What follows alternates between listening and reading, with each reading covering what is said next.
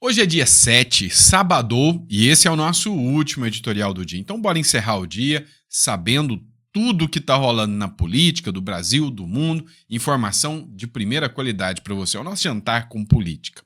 Vamos lá, vamos entender tudo o que está acontecendo. O secretário de Segurança Pública do Estado de São Paulo, que é o DERIT, tá com a moral lá em cima no Estado de São Paulo, ele fez uma proposta. Vamos montar uma chapa de direita, unida. E aí ele fez a sugestão de 2 nomes, para candidato a presidente e vice-presidente, que eu sei que vai agradar a maioria dos aliados do ex-presidente Bolsonaro.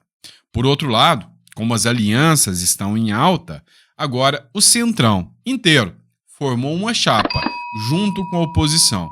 Adivinha para quê? Fechar com senadores para empichar ministros do STF. Parece que o jogo está se desenhando. É uma guerra, é uma briga. De um lado, o Centrão incomodado com o STF, junto com a oposição. Do outro lado, o governo e o STF. É uma briga política numa seara que não era para ser política. E o Hugo Mota teve um vídeo de bastidores vazado, onde ele fala abertamente do PT, do PCdoB e do PP. Será que essa fala é boa, é positiva? Será que o Bolsonaro acertou em apoiar o Hugo Mota? Nós vamos falar sobre isso. E ele também, é óbvio, né, uma das figuras centrais da nossa novela preferida, que é a República Brasileira aqui, nos embates com Donald Trump, Elon Musk, Eduardo Bolsonaro, o Alexandre de Moraes. Pois é, o Alexandre de Moraes agora dobrou a aposta contra a Carla Zambelli, determinou a prisão definitiva dela.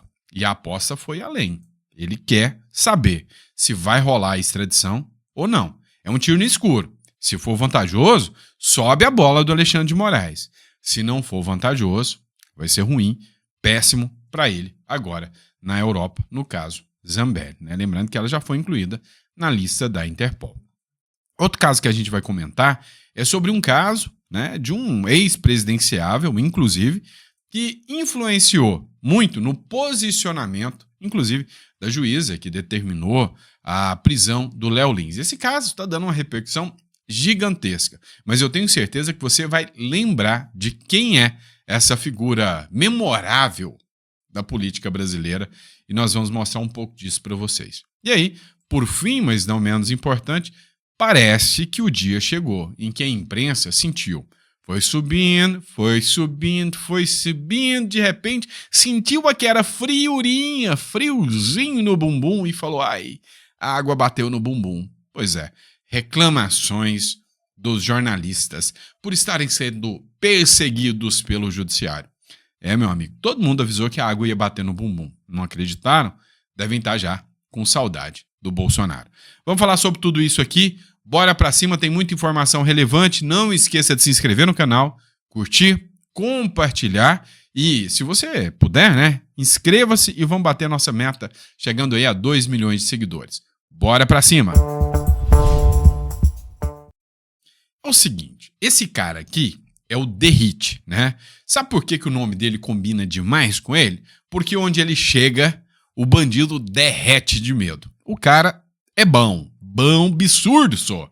O cara tá fazendo um trabalho bem feito lá em São Paulo. Tanto é que nos índices de homicídio, a cada 100 mil habitantes, São Paulo está em primeiro lugar. Só para você ter uma noção, lá em São Paulo, o índice de mortes a cada 100 mil habitantes é de 6 pessoas.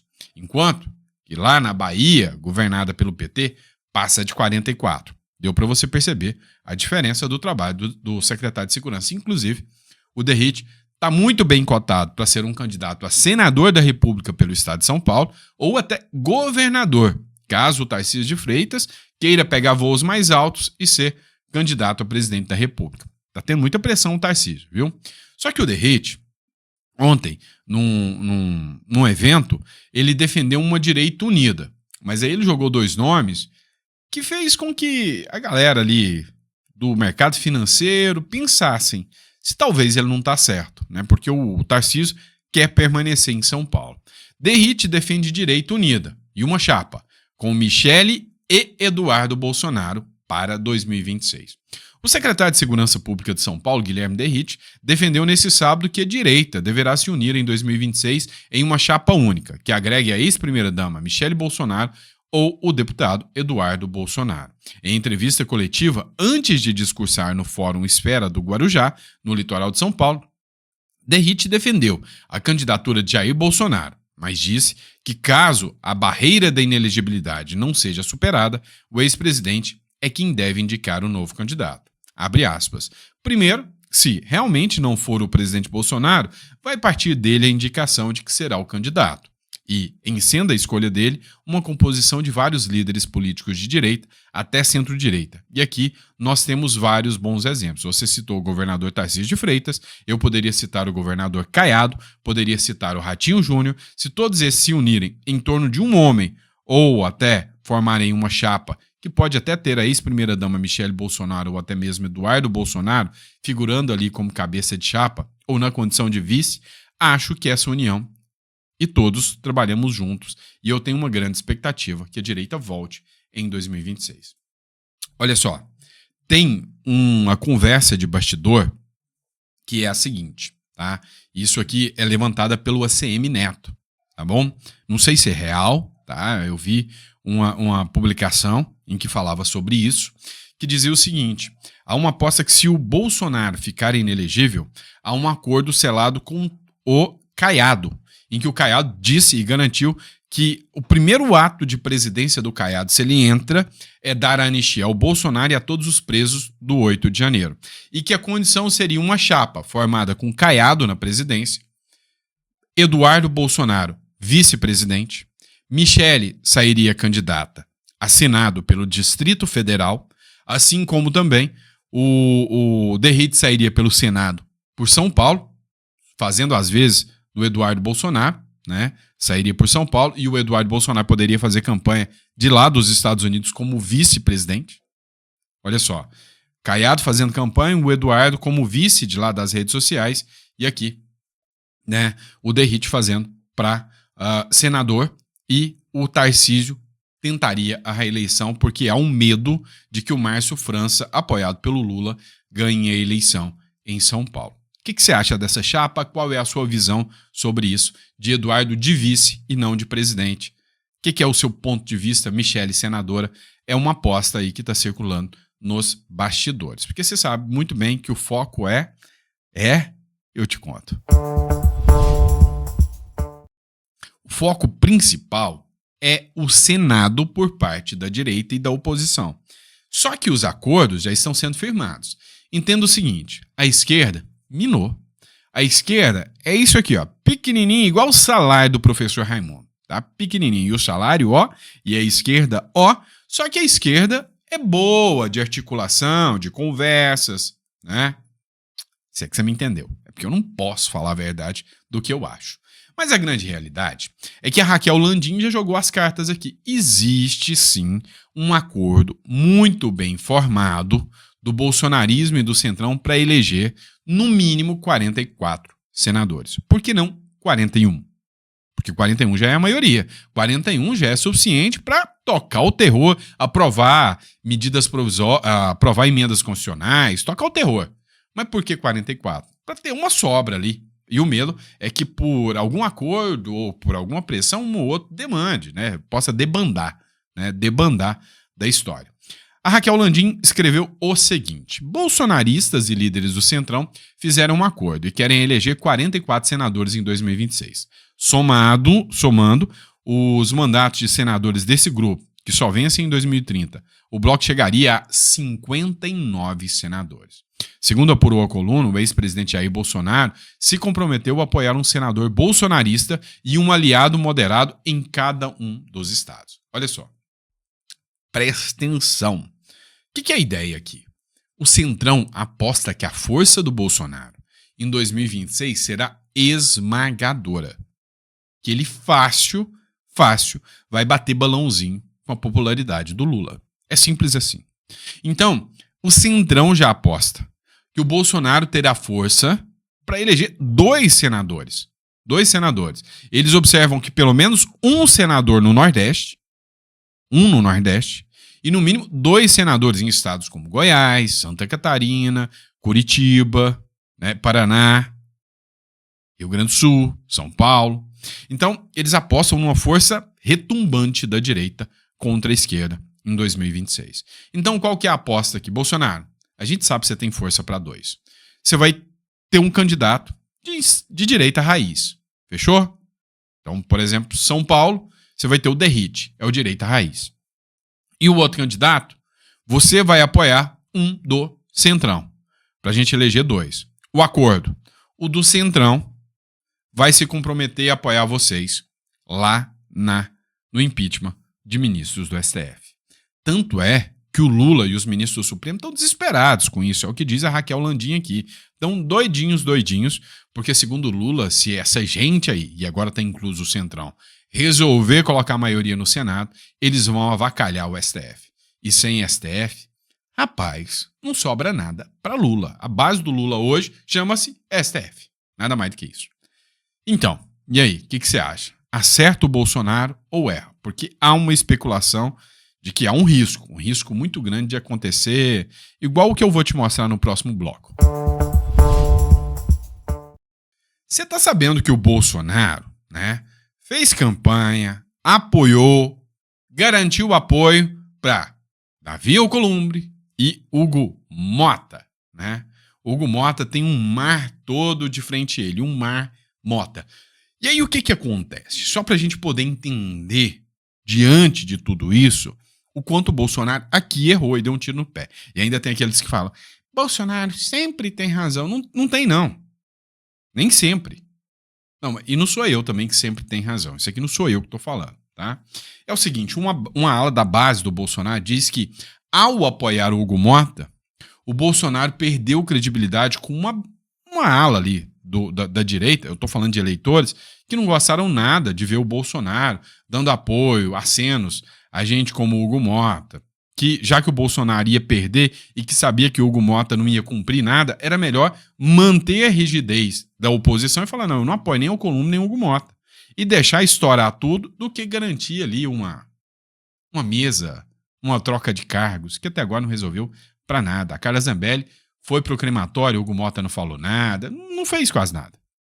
Agora, sinalizaram o rompimento total com o Bolsonaro. Hugo Mota, num vídeo, afirmou que o Republicanos, que é o partido dele, inclusive do Tarcísio também, né, estará com o PSB do Alckmin, o PT do Lula, o PCdoB, Partido Comunista do Brasil, depois eles falam que não tem comunista, né, o PCdoB e o PP nas eleições de 2026, formando uma chapa por uma Paraíba forte.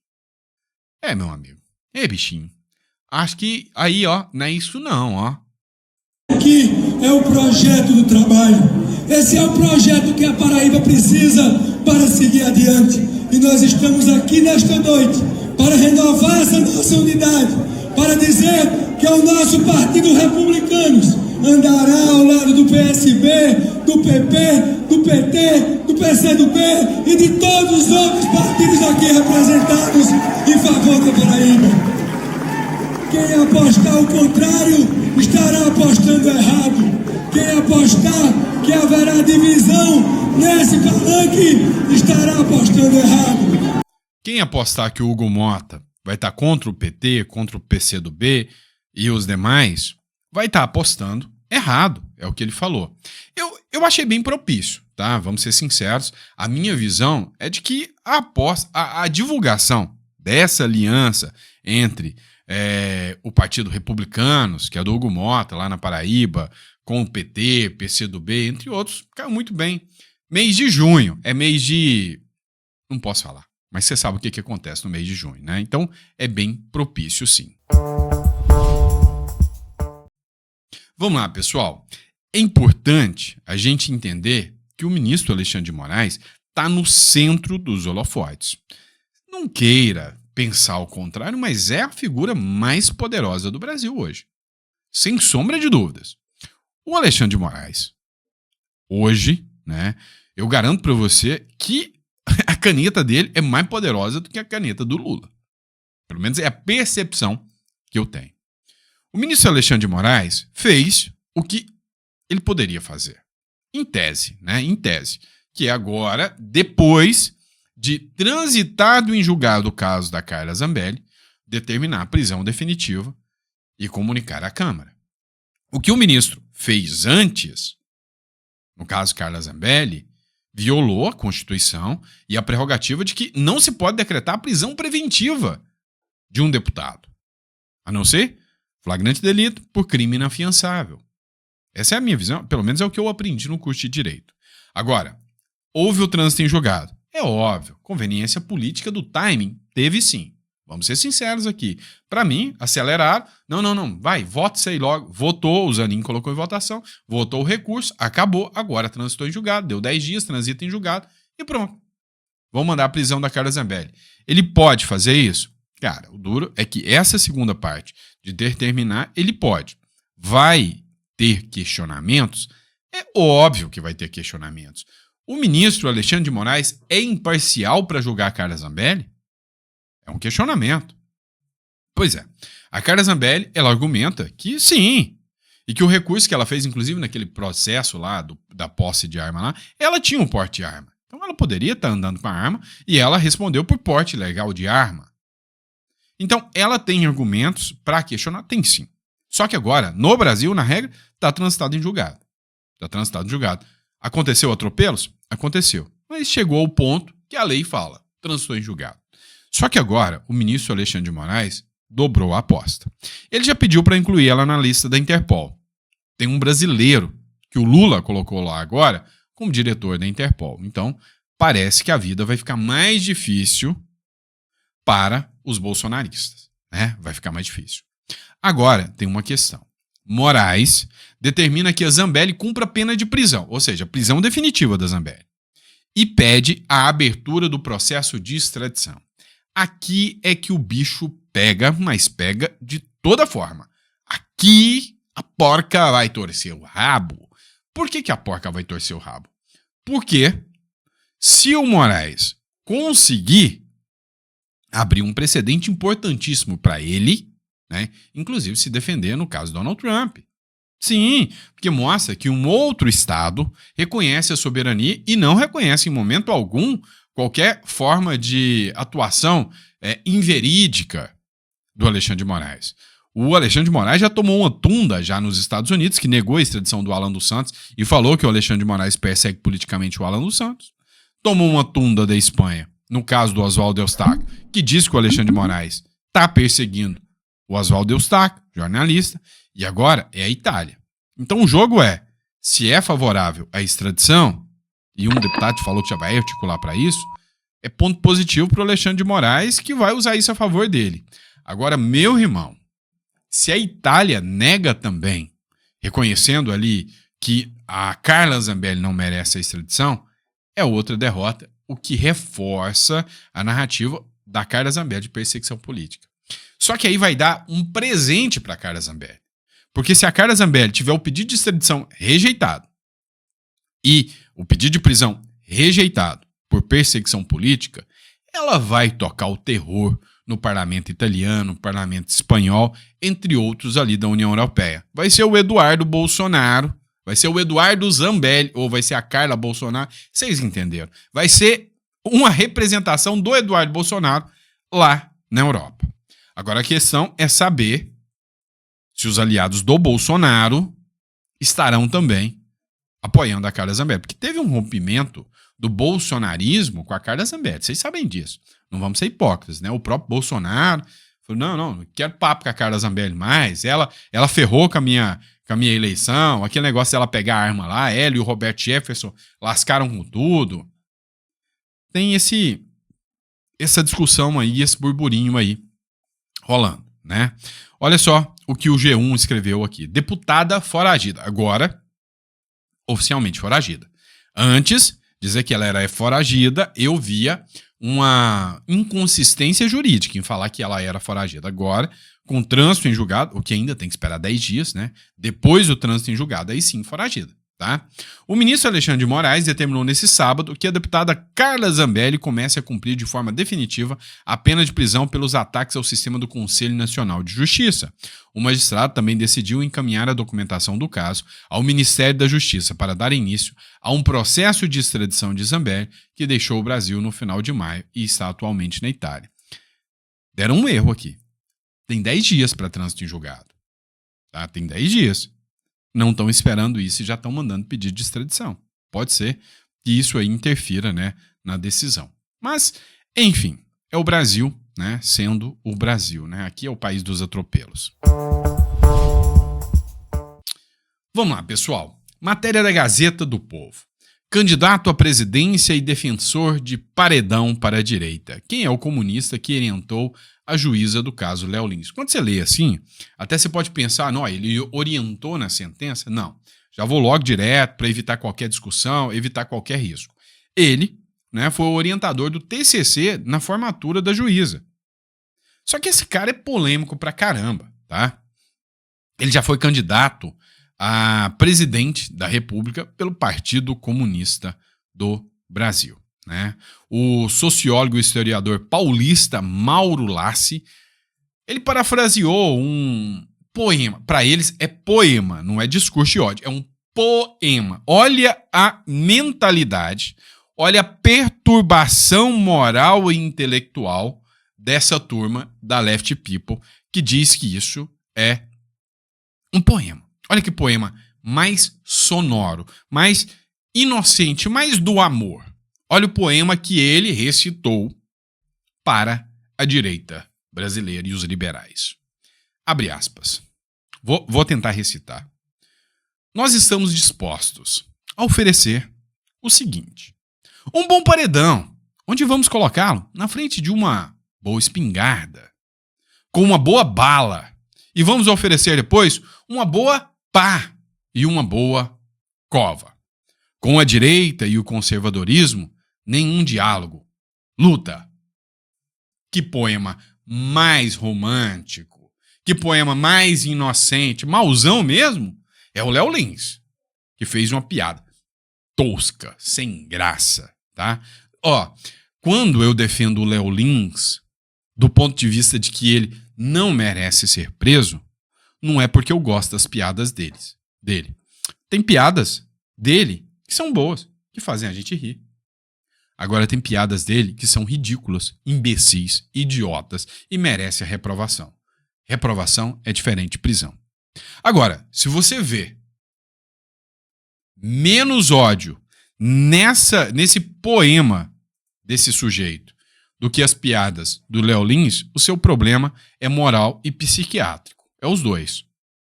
Porque isso aqui deveria ter sido um caso que, se o do Léo Lins é a regra, alcançava esse cara também. Essa semana também, eu vi um outro aí, né? Não sei quem não vou nem citar o nome, porque eu não lembro quem é. Dizem que é humorista, mas eu não achei graça nenhuma. Que disse que o Léo Lins precisa de ajuda. É piada, segundo eles, né? Que o Léo Lins precisa de ajuda, que o Léo Lins precisa de um maço de cigarros, porque lá na cadeia ele vai precisar muito, e uma vaselina, porque vão, perdão da palavra, tá? Vão pegar o roxo do Léo Lins lá. E aí a galera da esquerda tá defendendo a piada dele. Ué, mas não é o mesmo que o Léo Lins faz? A piada tosca? Deixa eu responder pra vocês. É sim, tá? É o mesmo que o Léo Lins faz. E se você defende que o Léo Lins não seja preso, esse também não tem que ser preso. Agora, se você defende que o Léo Lins tem que ser preso, esse cara acabou de fazer uma apologia ao estupro de um homem. Por que o Léo Lins vai preso e ele não? Não é? Falou que ele vai dar um lubrificante para pegarem o Léo Lins na cadeia. Por que ele pode falar isso e o Léo Lins não? Então, assim, eu defendo a liberdade do Léo Lins falar coisa idiota e eu defendo a piada idiota desse cara. Eu nem sei quem é. Né? Só vi uma vez na vida com essa piada porque publicaram no Metrópolis. Só. Agora, qual a diferença? Um fez piada imbecil, piadas pesadas, sujas, mas é só piada suja. O outro também fez uma piada imbecil, pesada e suja que envolve o abuso de um homem. O que diferencia os dois? Vou reiterar só mais uma vez para vocês. A partir do momento que a justiça olha quem e não o que, não é justiça, é ditadura. É simples assim. Mas vamos lá. Os jornalistas estão começando a sentir a água batendo no bumbum por causa disso. Por causa da atuação do judiciário. E é isso que vai levantar essa discussão séria nossa aqui. Matéria do Estadão. Jornalista condenado por fazer jornalismo. Piadista por fazer piada. O caso Léo Lins é a expressão do espírito do tempo autoritário. Gênio, o juiz cuja moralidade superior autoriza a censura, que não voltará mais à lâmpada. Os precedentes ficam para que os outros defensores da democracia os explorem. Lembre-se, antes de celebrar a desgraça alheia, o poder de nos proteger muda de mãos rapidamente. Parabéns para o Carlos André Asa. Parabéns. Só que tá tarde demais. Vai mudar. Vai mudar. Eu tenho certeza que vocês já estão sentindo saudade do Bolsonaro. Vocês atacaram tanto, mas vocês já estão sentindo. Porque na época do Bolsonaro, a ofensa era o Bolsonaro chamar uma jornalista, né, de descendência oriental de japonesa. E aí já era uma ofensa gigantesca. Só que não dão nem a mesma repercussão de processos como... Errei, tá? De processos como esse aqui. De processos como esse. Jornalista é alvo de inquérito após publicar reportagens sobre o patrimônio de delegado paulista. Pois é, um jornalista do Metrópolis foi lá e falou, olha, o cara tinha vínculo com um delator do PCC, que não sei o quê, foi lá e fez uma matéria jornalística. Entrou no inquérito da DEIC, abriram um inquérito contra o cara. Normal. República Federativa do Brasil, tá normal, tá bonitinho.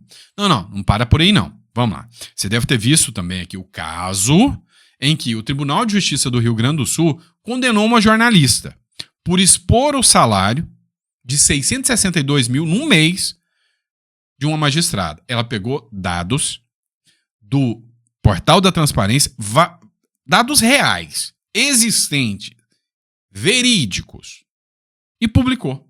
E aí, ela e o jornal foram condenados à bagatela de 600 mil reais. Quase mais um salário para ela, né? Ou seja, se você achou ruim ela ter um salário de 600, agora ela tem 1 milhão e 200 no bolso, que o jornal e a jornalista vão ter que pagar. Pronto. E reclame mais que vem mais. O Léo Lins, por exemplo, foi condenado a quase 2 milhões de multa. Faz sentido isso para você? E não sei como a jornalista aqui não foi condenada criminalmente ainda. Após matéria, desembargador do Tribunal de Justiça do Rio Grande do Sul pediu indenização de 600 mil. Jornal e colunistas foram condenados pela própria corte, que ela faz parte. Tá tudo bem, não tá? Tá normal para vocês, né? Outro caso. Gilmar Mendes quer 150 mil em ação contra jornalistas. O relator deu ganho de causa lá no STJ. Perdeu em primeira instância, perdeu em segunda instância, enquanto o Brasil era normalidade. Agora, teve a revisão e o magistrado do STJ já tinha dado um voto contrário, mudou de posição e falou que não, mas eu vi um excesso de ironia da revista. Isto é, a revista Isto É, por excesso de ironia, pode ser condenada a pagar 150 mil para o Gilmar Mendes. Eu não tô sendo irônico aqui, tá?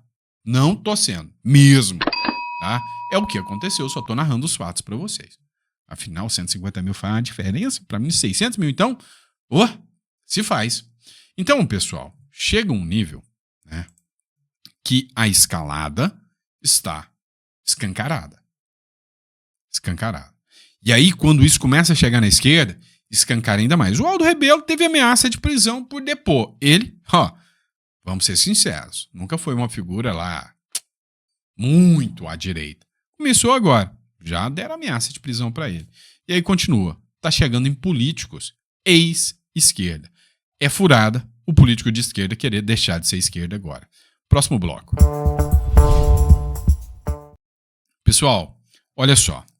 O Lula aciona Ciro Gomes na justiça por suposta ofensa à honra em vídeo. A Advocacia Geral da União ingressou com interpelação judicial contra o ex-ministro que não prestou explicações. É o seguinte, o Ciro Gomes agora está sendo interpelado criminalmente. Pode pegar uma pena aí de 8 anos, como o Léo Lins? Pode. Pode pegar uma pena pesada? Pode. Pode ir para cadeia? Duvido de mais nada. Por quê?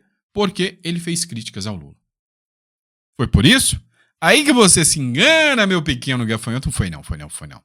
O Ciro Gomes declarou que vai apoiar senadores bolsonaristas em 2026 contra o PT e o Lula. O Ciro Gomes disse que pode entrar como candidato a governador, não com aliança com o PT, mas com aliança com o Bolsonaro. Quem diria, hein? Quem te viu, quem te vê. E o Ciro Gomes falou, não, precisamos tirar o PT porque o autoritarismo está gigantesco. Ele gravou um vídeo, do qual eu vou colocar aqui para vocês. Nos últimos anos eu tenho procurado suportar em silêncio um enorme lawfare. Você sabe, é a manipulação no Brasil do próprio judiciário para a perseguição de pessoas que são vistas como inimigas dos poderosos. Muitos processos artificiais são movidos contra mim pelos políticos agentes dos agiotas que chupam o sangue do povo brasileiro. Aceitei nos últimos 10 anos essa tarefa, muitas vezes sobre-humana, de tentar defender o povo brasileiro num país onde quase nenhum político se levanta contra os bancos. Agora, finalmente, o maior dos agentes dos agiotas, o presidente Lula, ele mesmo, do alto da sua covardia e manipulando o próprio poder da presidência da República, entra nesse jogo judicial na tentativa de me calar. Me interpela judicialmente por suposto ataque à sua honra, mas não por calúnia, pois me daria o direito de pedir o que direito se chama exceção da verdade, que é provar que tudo o que eu falo é a mais pura verdade. A propósito, não o ofendi em nada em minhas exposições das políticas de agiotagem do governo. São os fatos, e somente eles, os fatos, que o ofenderam. Lula não colocou o pobre no orçamento, colocou o pobre em leilão.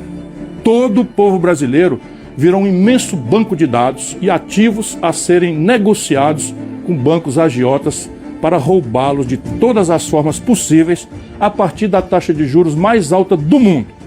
Dados de aposentadorias, benefícios assistenciais, o BPC até o Bolsa Família, tudo virou ativo para ser explorado pelos bancos agiotas brasileiros. E pior, investigação apenas do início da Polícia Federal indica aquilo que eu estou cansado de saber. Empréstimos consignados foram concedidos fraudulentamente e juros exorbitantes cobrados criminosamente de nossos aposentados em um escândalo que somente agora começa a aparecer. E enquanto nossos idosos são empurrados para o crédito involuntário, os jovens do Brasil, as famílias brasileiras são tragados por cassinos digitais travestidos de apostas esportivas, as tais bets, destruindo suas famílias, que já vivem na fome, na dificuldade, e se manda ainda bilhões de reais e de dólares de divisas para o exterior. Nada disso é acidente. É o projeto de Lula para o Brasil. Um plano para tornar não só o Estado brasileiro, mas especialmente o povo brasileiro, completamente dependente do sistema financeiro. Eu penso que é a mais maligna engenharia social já vista nesse país. A mais selvagem face do capitalismo que já tivemos. Enquanto eles repetem a mentira da inclusão, diariamente transformam miséria em ativo financeiro e esperança em dívida no aplicativo de jogos online, incluindo milhões nos cadastros de inadimplentes. São mais de 73 milhões de pessoas no SPC e no Serasa. O projeto, para mim, é claro. A pobreza não é para ser superada. A pobreza virou um ativo a ser explorado politicamente e financeiramente. A pobreza é o negócio do governo Lula. Os bancos, os seus beneficiários. Não me calarei.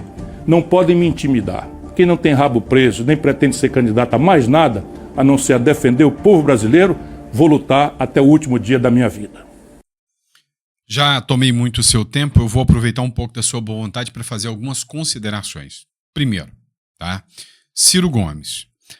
Não vamos esquecer que quem está embrenhado até o pescoço nessa questão do INSS que o Ciro Gomes prometeu aí, a defesa, é o próprio partido do Ciro, o PDT, onde o ministro que lá estava, o Ciro Gomes, não teve coragem de fazer pelo menos uma crítica, disse, não, é um homem bom, eu defendo.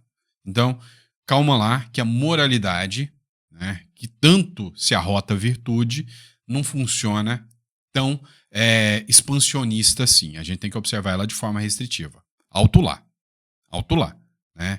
Então, assim, o Ciro Gomes não pode esquecer que fala, critica, mas na hora H, ele e o partido dele estão lá colocando esse projeto de poder autoritário que é o governo Lula no poder. Isso aí, então, desmerece. Agora é porque o canhão virou contra ele, é que Opa, agora o rompimento é real e para sempre. Tá bom, então vamos fingir que é tanto assim. Agora, feita a primeira crítica, vamos ao posicionamento elogioso. Vou elogiar. Para quem leu o projeto nacional do Ciro Gomes, sabe que ele é uma figura que não tá para brincadeira. Sabe que ele é um cara que sabe o que está falando, ele é corajoso de fazer denúncias, de fazer críticas, e inclusive foi o primeiro e único, e ninguém deu moral, a fazer críticas do porquê aquele escândalo dos precatórios, né, que foram jogados para frente pelo até então governo Bolsonaro, e que o Lula resolveu pagar de última hora sem sentido e sem razão, e alguém poderia ter se beneficiado muito com isso, o Ciro Gomes foi quem fez a denúncia. Outro ponto é que as ideias do Ciro Gomes não são ruins. Não é uma ideia radical de governo daquela que a gente vê no governo Lula, não é bem assim. É um cara moderado. Nem sei ao certo por que o Ciro Gomes permanece na esquerda. Porque esse projeto de permanência na pobreza e de segurar todo mundo na pobreza, muita gente já caiu na real que é o projeto da esquerda. A direita? Não. A direita quer que você ganhe e prospere. Quanto mais você prospera, mais emprego você produz, mais riqueza você produz e mais impostos você paga dentro da riqueza que você acumula. E não da pobreza na qual você é sangrado. Não é com aumento de IOF, não é com aumento de imposto, não é aumentando um imposto a cada 47 dias que o negócio vai dar certo. O capitalismo, que o Ciro até criticou aqui, ele dá certo. Por quê? Porque se a riqueza cresce, é óbvio, o Estado cresce junto. Então, resumindo aqui, o Ciro está gritando agora porque chegou até ele também, né? Mas ele já fazia denúncias antes. Então, assim, o que eu posso dizer? Está na hora do Ciro acordar e entender. A direita está de braços abertos para recepcioná-lo. O Valdemar da Costa Neto já disse que é o candidato para, né, representar um centro no Ceará. Não acho errado. Acho que o Ciro é um homem altamente qualificado e que bom que ele está começando a entender agora e reconhecer as desvirtudes da esquerda. Passei do timing aqui, né, pessoal? Muito obrigado, Deus te abençoe e, pois é, quem aí tá com dosinha do pessoal que tá sentindo a água batendo no bumbum agora, coloca no comentário. Eu ainda tinha separado umas 6 notícias aqui pra você. Eu acho que eu ando descompensado, eu tô perdendo o timing, né? Eu tô ficando velho, tô ficando bem velho, porque eu já tô errando até o timing das notícias, eu tô conversador demais, né? Mas tá bom. Obrigado, pessoal, fiquem com Deus e eu vejo vocês no próximo editorial. Até amanhã. Amanhã, domingão, vou estar aqui também, tá? Então, amanhã, 9 horas da manhã, a gente tá aqui para mais um bate-papo. Abraço e até a próxima.